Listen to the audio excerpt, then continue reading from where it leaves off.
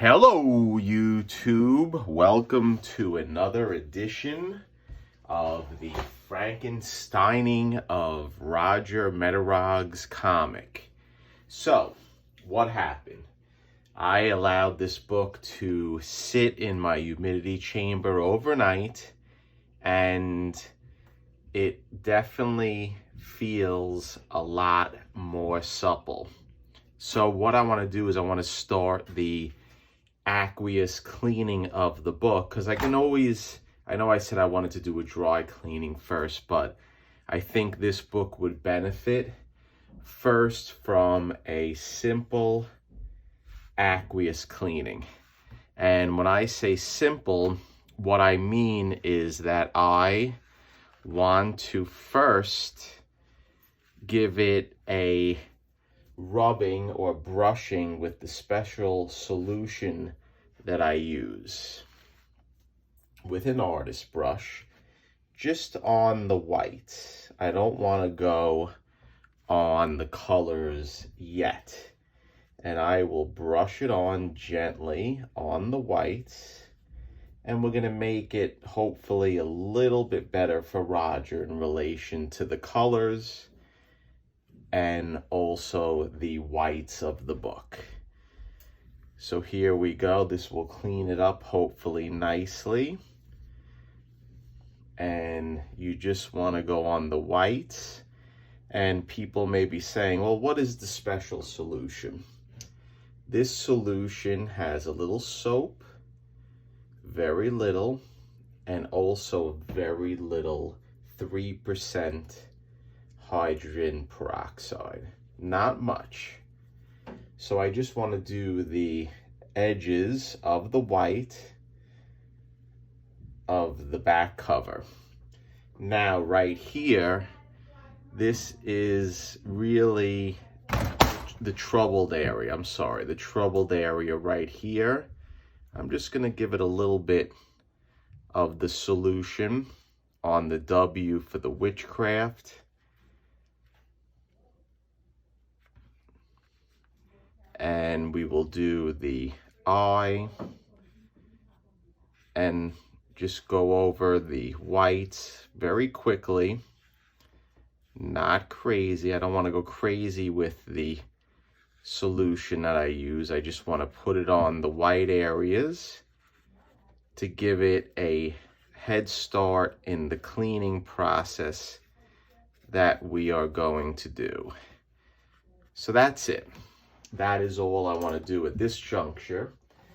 Then what I want to do is I want to put my top piece of Reme, and then I'm going to hit the book with my spray bottle or the cover. And I'm going to let the water penetrate the cover between the two pieces of Reme paper, and we're gonna let it soak between the Reme paper, and hopefully this will draw out some of the dirt that is on the cover. And I can see already dripping down, there is dirt that is coming off. There is a tiny bit of Palmolive soap, antibacterial, in my spray bottle. And I like to use antibacterial soap when I do this, so we do not create any type of mold. Because if you use antibacterial soap when you clean your dishes, that's one of the reasons why it's recommended. Because if you ever use regular soap, you can smell the sponge. It smells foul. So right now I do see some dirt and residue coming off of the cover. So I'm going to let this sit here for a good 30 minutes or so, just between the Reme pieces of paper, and then we'll hit it again with some more soapy detergent, and then we're going to go to the actual sink upstairs where I will cascade water on the cover to draw out some of the impurities that are staining it. So stay tuned. Okay guys, we are back. The cover was soaking for a good 10 minutes. And what I did was I went upstairs and I put some more Palmolive antibacterial soap in my sprayer. And then here you go. What we do is we just spray it down. And we're gonna let this soak. Instead of doing a complete aqueous bath, this is going to be just a soaking with the mist of the Palmolive and warm water. And what we'll do is we will do several applications, and the key thing is working on these books is let it dry, and then after it dries you see what else can be done to it. You don't want to do everything at once. So I'll flip it around. Let's get the back a little bit. And then what we can do actually before I spray it is let's open up the Ramee. And that's why, guys, I say it all the time. You need Ramee like this if you want to work on books, because it is definitely essential. And then what I'll do is I will put a quick rubbing of my solution just on the perimeter. We're not going to go too crazy. We're not going to put it over the whole back of the cover. We just want to go on the whites, because when Roger thumbs through this book, I want him to have it nice and clean, where he can feel proud going over a Golden Age book and reading it. You can see right here, you see the brown coming off on the Ramee paper. I hope it's coming up.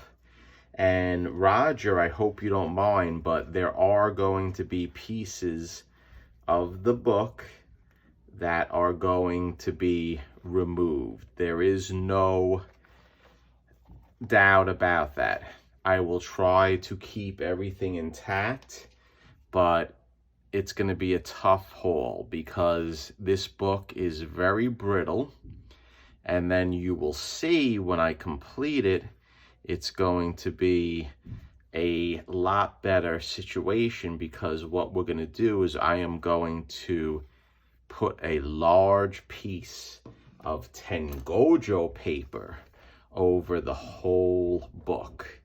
Now, if you see here, I don't know if the camera's picking it up with the Ramee paper, but there is brown as brown can be on the Ramee paper.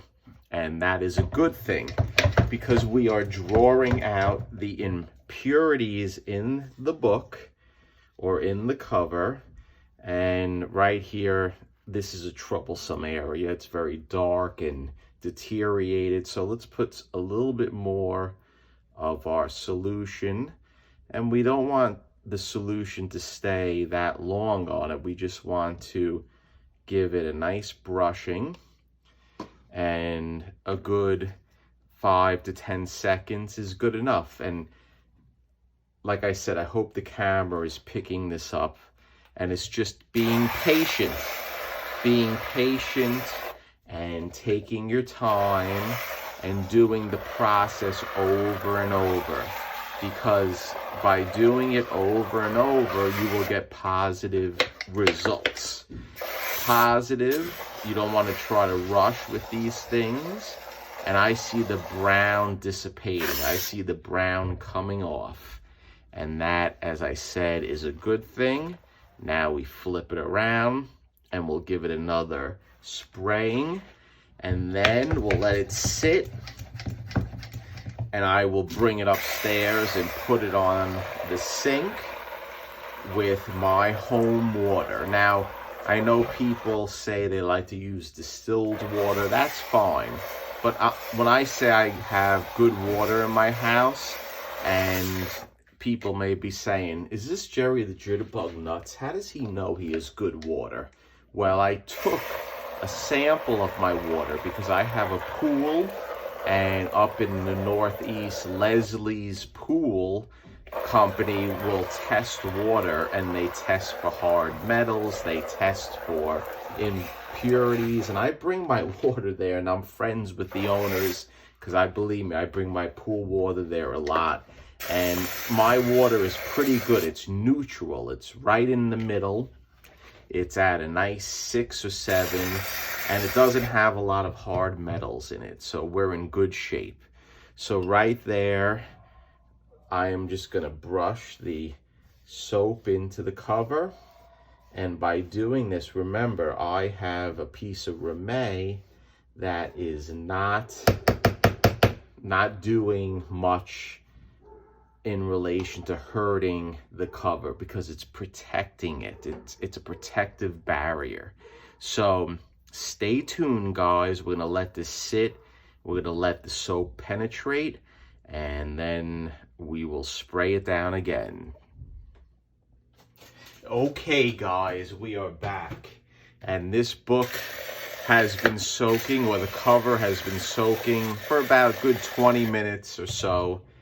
And I just want to show you the amount of dirt, and I don't know if the camera is picking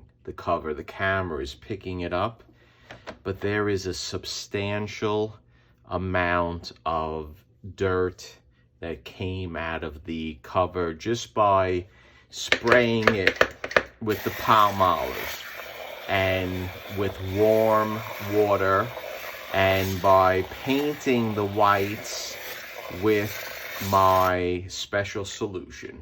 So what are we going to do next? What we're going to do next is I am going to bring this up with the grate in my kitchen sink.